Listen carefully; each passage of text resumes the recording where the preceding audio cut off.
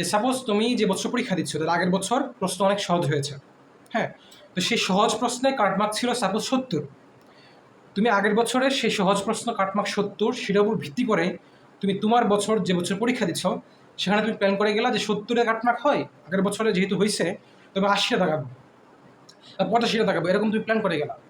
কিন্তু by chance বা কোনো কারণে তোমাদের সময় প্রশ্ন অনেক কঠিন হয়ে গেল, হ্যাঁ, তোমাদের সময় ধন কাটমার্ক হয়ে গেল 40, 45, 50, হইতেই পারে, নর্মাল খুবই।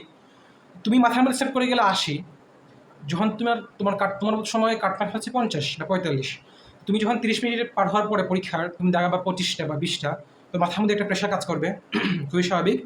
এবং তুমি সেই প্রেশারে তুমি নেক্সট 30 মিনিটে তুমি যেগুলো পারতা, হ্যাঁ, যেগুলো সহজ, তুমি সেগুলো ভুল করবা এবং তোমার চান্স মিস হবে।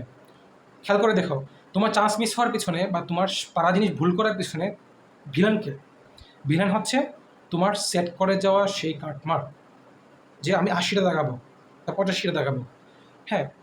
এই কারণে তুমি যদি এরকম মাথায় সেট করে যাও সেটা তোমার জন্য খুবই ডেঞ্জারাস, আশা করি তুমি বুঝতে পারছো। তাহলে আমি এখন কী করব?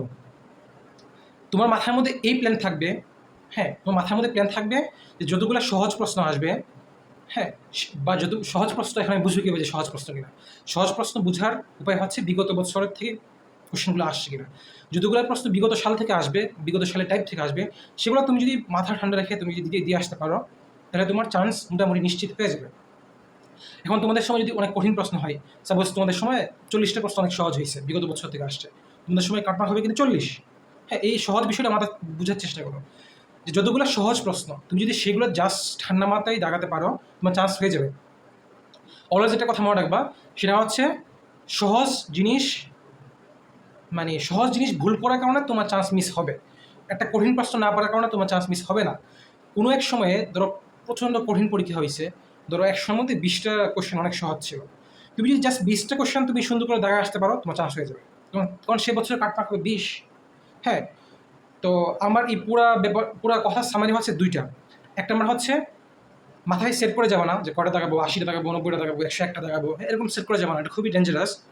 2 নম্বর কথা হচ্ছে মাথার মধ্যে তাহলে কী সেট করবা যে যতগুলো কোশ্চেন আমি পারি, যতগুলো কোশ্চেন বিগত সাল থেকে আসবে বা যতগুলো সহজ, জাস্ট আমি সেগুলো ঠান্ডা মাথায় মিডিয়াম একটা স্পিডে সমবেগে দাগায় দিয়ে আসবো এবং ইনশাল্লাহ আমার চান্স হয়ে যাবে। এই দুইটা কথা মাথায় রাখবা, এই দুটো কথা তুমি যদি মানতে পারো তোমার চান্স হয়ে যাবে ইনশাল্লাহ। তো এখন থেকে তুমি যখন পরীক্ষা হলে যাবা, তো মাথার মধ্যে এরকম সেট করে যাবা আমি পরীক্ষা হলে যাচ্ছি, যাবো, গিয়ে বসবো, যতগুলো সহজ প্রশ্ন আসবে সেগুলো আমি রাউন্ড দিব, সহজ প্রশ্নগুলো ঠান্ডা মাথায় যেগুলো পারি সেগুলো তো, তুমি যদি একটা অনেস্ট প্রিপারেশন নিয়ে থাকো, সহজ প্রশ্নগুলো তো ভুল হওয়ার কথা না, ঠান্ডা মাথায় তুমি সেগুলো দাগাই দিবে আসবা, ইনশাল্লাহ তোমার চান্স হয়ে যাবে, হ্যাঁ। তো সহজ প্রশ্নগুলো পারলে তোমার চান্স নিশ্চিত হয়ে যাবে। তারপর সময় থাকলে তুমি মিডিয়াম যেটা টাফ যেগুলো আছে, মিডিয়াম টাফ, সেগুলো তুমি অ্যাটেন্ড করবা, হ্যাঁ, সেগুলো তোমার সিরিয়াল পজিশন আগানোর জন্য। এই হচ্ছে বিষয়। তো মাথার মধ্যে এরকম সেট করে যাওয়া না যে এরকম এতগুলো দাগাবো, এতগুলো দাগাবো। এই ভিডিওর মধ্যে আমি কয়েকটা কথা আমি রিপিট করছি তোমাদের ভালোর জন্য, আমি আবারও রিপিট করছি যে সহজ যেগুলো আছে, যেগুলো বিগত সাল থেকে আসছে, সেগুলো দেখা দিয়ে আসবা, মাথার মধ্যে সেট করবা, যেগুলো পারি জাস্ট সেগুলো দেখা দিয়ে আসবো, হ্যাঁ। মাথার মধ্যে এরকম আজের এরকম সেট করে দেওয়া যাবে না, তাহলে তুমি এটা মেনে চলতে পারো। সহজ যেগুলো আছে সেগুলো আমি জাস্ট অ্যাটেম্প করবো, সেগুলো সুন্দর করে ঠান্ডা মাথায় দেখা দিয়ে আসবো, তাহলে তোমার চান্স হয়ে যাবে ইনশাল্লাহ। সবাইকে ধন্যবাদ। আসসালামু আলাইকুম।